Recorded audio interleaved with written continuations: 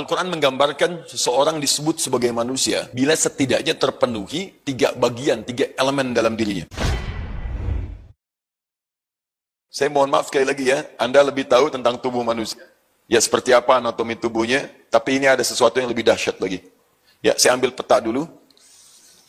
Kurang lebih seperti ini. Ini saya kecilkan yang satu. Ini saya sebutkan manusia. Kemudian di sini ada fisiknya, bodinya, tubuh. Di sini kemudian ada rohnya. Kemudian bertransformasi menjadi nafas. Di sini kemudian seseorang disebut bisa bernafas. Di sini yang mengikat di antara keduanya ada yang disebut dengan akal. Ya, kalau misalnya Anda bertanya dalilnya, saya turunkan di sini. Ini keterangan Qurannya. Quran surah ke-15 ayat ke-28. Terkait dengan fisiknya nanti secara sempurna sampai lahir, Quran surah ke-95 ayat ke-4. Di sini terkait ditiupkan dengan roh, persoalan roh, ini ada hubungannya dengan langsung pengetahuan Allah Subhanahu wa taala. Quran surah 17 ayat 85. Ya, paling kiri di agak sedikit ke bawah. Kemudian nanti berubah bertransformasi menjadi nafas. Quran surah ke-91 ayat 7 sampai 10. Ini yang menjalani fase kehidupan sampai kemudian alhamdulillah dia kembali kepada Allah. Ini yang kembali bukan rohnya tapi nafasnya. Quran surah ketiga misalnya ayat 185.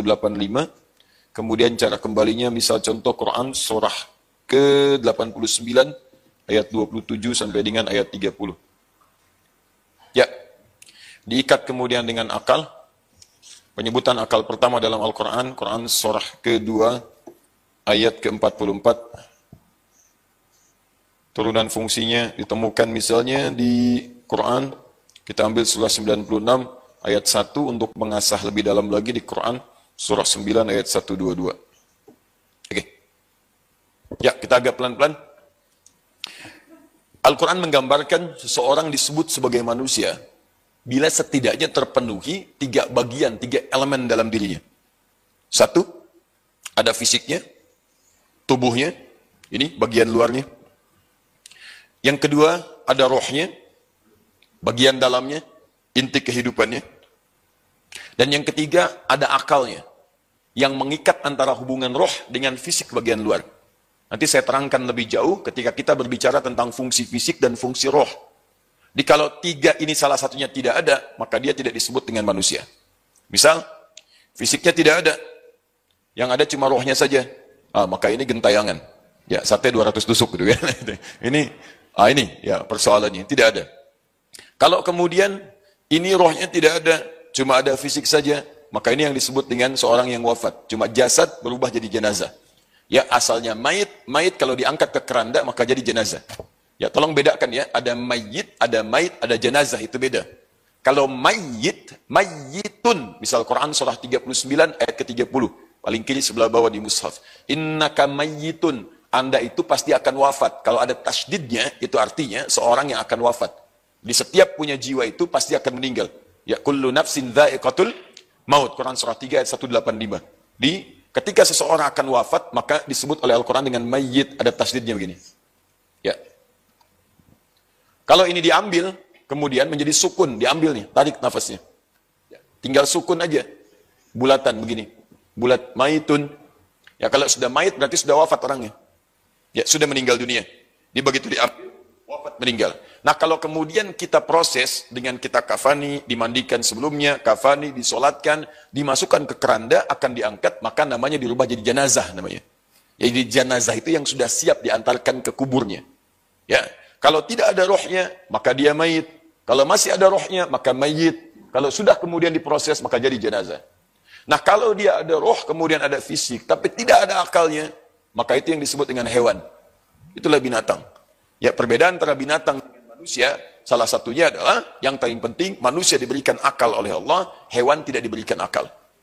Nah, kita bedah dulu bagian tubuh manusia, pelan-pelan. Dari sini nanti kita akan temukan apa relevansinya dengan dunia kedokteran, dan dari mana sumber penyakit itu muncul, berapa kemudian klasifikasinya, dan bagaimana nilai-nilai pengobatan dalam Islam, khususnya dalam isyarat Al-Quran dan Sunnah Rasulullah SAW. Yuk kita mulai dengan Quran surah 15 ayat ke-28. Gak pelan-pelan. Wa idh qala rabbuka lil malaikati inni khaliqum bashara min salsalin min hama'in masnun. Fa idza sawaituhu wa nafakhtu fihi min ruhi faqa'u li sajidin. Faqa'u lahu sajidin. Quran surah 15 ayat 28 sampai ayat 29-nya. Ya, kalau mau disempurnakan sampai 29-nya. Kata Allah, wa idh, dan di situ di mushaf diterjemahkan dengan ingatlah. Padahal kata idh itu dalam ilmu nahwu, gramatikal bahasa Arab, itu lebih dalam lagi. Ya, pelajari, pahami, dalami. Kata Allah, dan pahamilah. Ingatlah. Bukankah saat mengingat kita kemudian melakukan proses untuk mendalami sesuatu?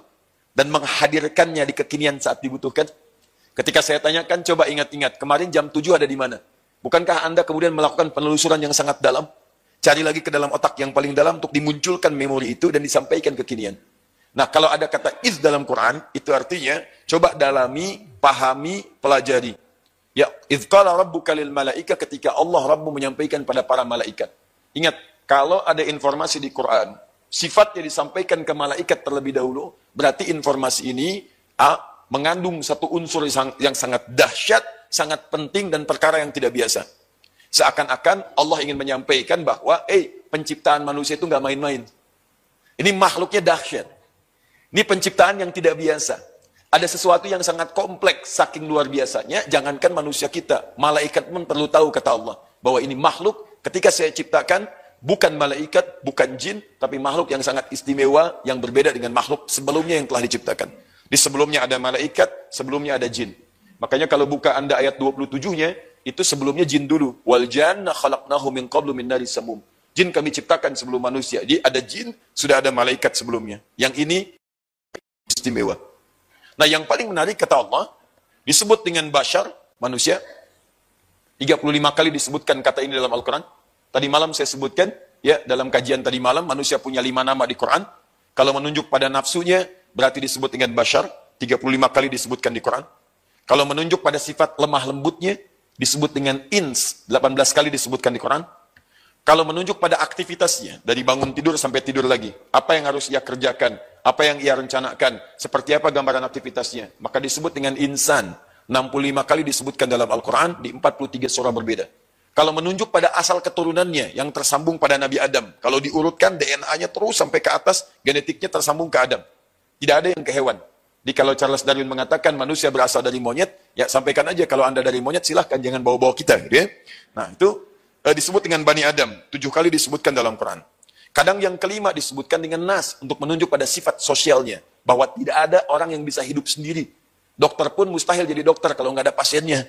Ya, saya dokter, tapi pasiennya nggak ada, ya itu mustahil. Karena itu ketika kita bergantung satu dengan yang lainnya, terhubung secara sifat sosial, maka disebut dengan an-nas. 241 kali setidaknya disebutkan dalam Al-Quran.